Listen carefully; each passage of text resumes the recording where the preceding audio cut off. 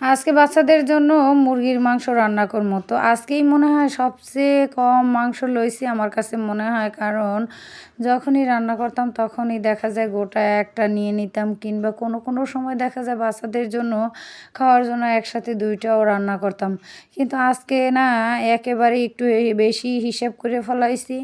একটা মুরগি দিয়ে আপনার 3 দিন করার জন্য এই অবস্থা হয়েছে। যাই হোক, আসসালামু আলাইকুম, বিসমিল্লাহির রহমানির রহিম।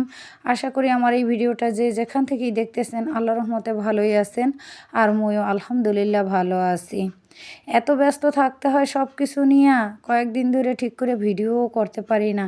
আবার ভিডিও করলে তারপরে আবার সেইটারে মানে গুছানোর জন্য, প্রসেসিং করার জন্য, ভয়েস দেওয়ার জন্য অনেকটা সময়ের দরকার হয়। এতটাই ব্যস্ত, এই জন্য এগুলোও তেমন একটা গুছিয়ে করতে পারতেছি না। এখন কোনটা থুয়ে যে কোনটা করব একেবারে দিশা পাই না। যাই হোক, তারপরও সব কিছু মানাইয়ে চলতে হইবে, এটাই স্বাভাবিক। অনেক সময় দেখা যায় কি যে আপনার অনেক সময় থাকে, কিংবা বইসা থাকি বা একটা কিছু, তখনও এখন মনে হয় যে সারাক্ষণ এই কাজ করতে করতে এখন এমন অভ্যাস হয়েছে, একটু সময় বইসা থাকলেও ভালো লাগে না। সারাক্ষণ কাজ করতে করতে অভ্যাসটা এইরকমই হয়ে গেছে। যাই হোক, আজকে মাংস রান্না করব, পাশাপাশি একটা সবজি রান্না করবো, একটু ডাল রান্না করা আছে, আর যদি রাতে কোনো কিছুর দরকার হয় তাহলে রান্না করব। আজকের এই মাংস ভাজতেছি আর মনে মনে চিন্তা করতেছি যে এতটুক মাংস অনেক সময় দেখা যায় ভাজতে ভাজতেও বাচ্চারা খাইয়ে ফেলাইছে, আর এখন এটাই দিয়াই আলু রান্না করতে হইবে। তাহলে বুঝেন যে কি অবস্থা। যাই হোক, তারপরও শুকুর আলহামদুলিল্লাহ, আল্লাহ রাব্বুল আলামিন ভালো রাখছে, ভালো আছি। আর অনেক সময় দেখা যায় যে অনেক ভালো মন্দ তারা খাইতেছে, কিন্তু অনেকে টাকা মানে পায়, টাকা চায়, নানান বিধি খেসরা হযবরল ম্যাক্সিমাম মানুষের ক্ষেত্রেই হইয়া থাকে। আবার গ্রামে তো এরকম হয় যে প্রত্যেক সপ্তাহে তাদের কিস্তি থাকে, 2 দিন 3 দিন পর পর কিস্তি থাকে, যার কারণে অনেক পেরেশানি থাকতে হয়। তো দেখা যায় যে ডাল ভাত খাইয়াও ভালো আছি, এইটাই আল্লাহ রাব্বুল আলামিনের কাছে শুকরিয়া। মাঝখান থেকে কয়েকদিন একেবারে গ্যাসের এত সংকট ছিল, তখন একেবারে আলসামিটা বেশি হয়েছে। কারণ ওই যে গ্যাস নাই, কম, এই জন্য তেমন একটা রান্না বাড়াও করা লাগে নাই। এখন অভ্যাসটা যেন কেমন হয়ে গেছে। রান্না একটু বেশি করতে গেলে মনে হয় যে এই মানে কি যে অবস্থা। আবার মাঝে মধ্যে যদি একটু কম রান্না করি তো তখনও আর ভালো লাগে না। যাই হোক, সারাদিনে একবেলা রান্না করি, সকালের টাইমটাই বেশি একটু সময় থাকে, এজন্য সকালের টাইমটাই রান্নাটা সাইরা ফেলাই। আর সারাদিন তো কাজ আছেই।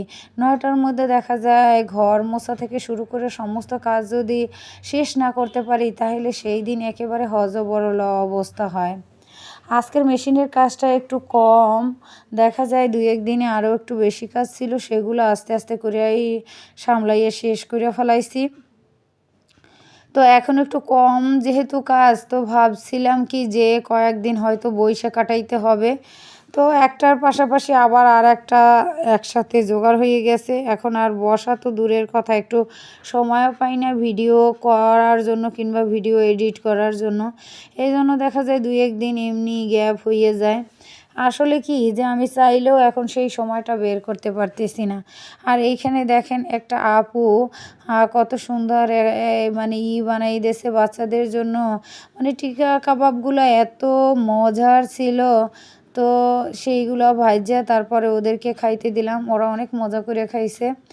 আর এখন এখানে বেগুনটা আমি যে খুব সুন্দর করে তেলের ভিতরে ভাইজা নিছি, এখন এটা ভুনা করবো। তো 2-1টা চিংড়ি মাছ দিলে হয়তো বেশি ভালো হইতো, চিংড়ি মাছ নাই, এ কারণে এইভাবে কষাই তারপরে ভুনা করবো। আর আগে তো বেগুনটা ভাইজেই নিছি।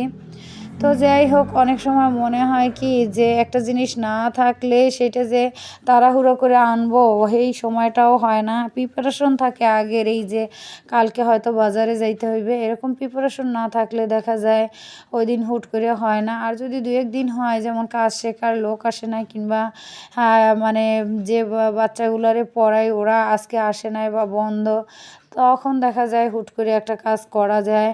আর সব সময় তো আর একরকম হয় না। দেখা যায় আমি যদি বন্ধ দিয়ে দেই তাহলে আমার মানে কথার মানে এই কথারে খুব ভয় পাই। এজন্য দেখা যায় তেমন একটা মানে অলসতা থাকলেও মাঝে মধ্যে অসুস্থ থাকলেও সেই দিনও আমি চাই যে না থাক তাদেরকে মানে ঠিকঠাক মতো পড়ানো হয়েছে কিনা বা তাদের এইগুলা ঠিকমতো লেখানো হয়েছে কিনা এগুলো বেশি আমার মানে সতর্কতা বললেও চলে এই আর কি। যাই হোক এখানে দেখেন এই যে আইড় মাছ ভুনা করতেছি আমার একটা আপু মানে সে দিয়ে দিয়েছে বাচ্চাদের জন্য ভুনা করে দেওয়ার জন্য টমেটো দিয়ে। তো আজকে টমেটো আনতে কখন আর যাব, কারণ রান্নার টাইম তাহলে চলে যাইবে।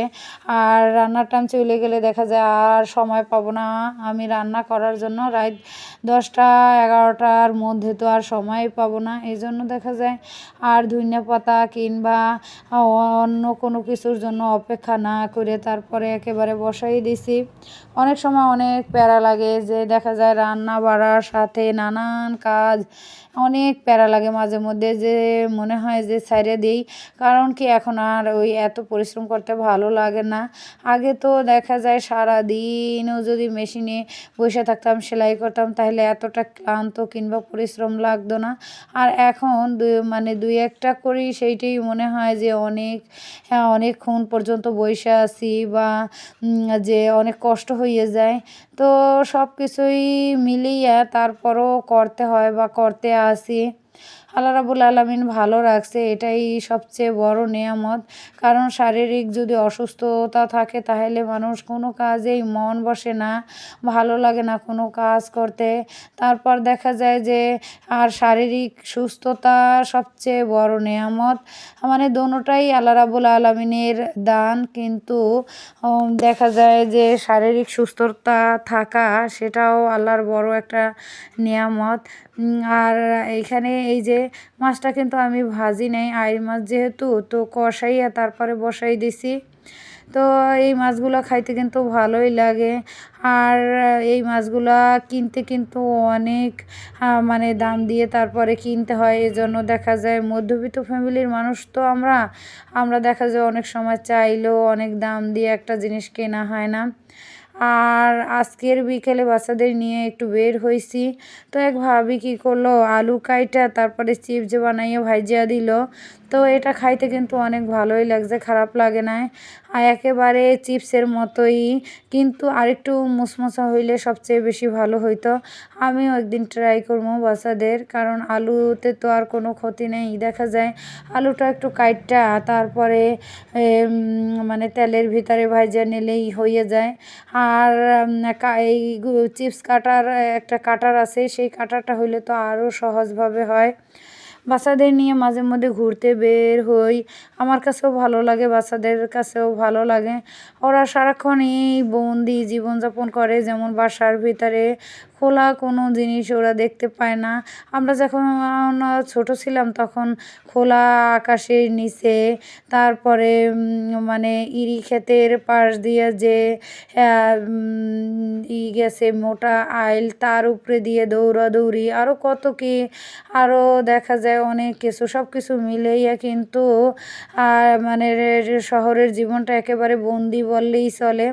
কারণ বাচ্চারা মাঠ কই পাইবে সচরাচর, আর মাঠ তো আর পাওয়া যায় না। ওরা তেমন একটা খেলাধুলা করে কিন্তু বড় হইতে পারে না। গ্রামের পরিবেশ, গ্রামের মাঠ ঘাট সব কিছুই একটু অন্যরকম, শান্তশিষ্ট নিরিবিলি সব কিছু।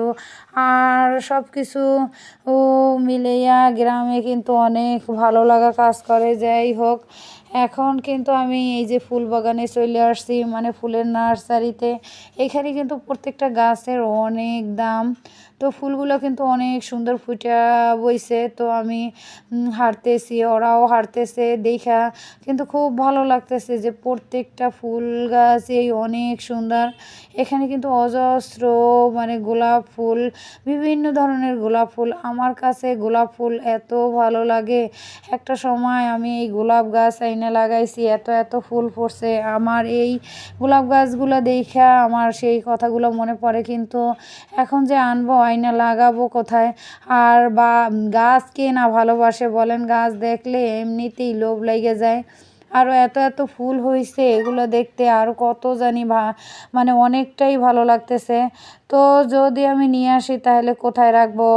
আবার দেখা যায় ছাদে রাখলে পানি দিতে যাইতে হয়, তারপর নিয়মিত একটু মানে খেয়াল রাখতে হয়। এই সমস্ত কিছু মিলেইয়া দেখা যায় মানে কেনা হয় না। আর যদি আলাদা ব্যালকনি থাকে তো সেক্ষেত্রে কিনে কিন্তু সুন্দর সুন্দর টব বানাইয়া তারপরে ঝুলাইয়া রাখা যায়। আর দেখতেও কিন্তু অনেক ভালো লাগে। আর যে মনে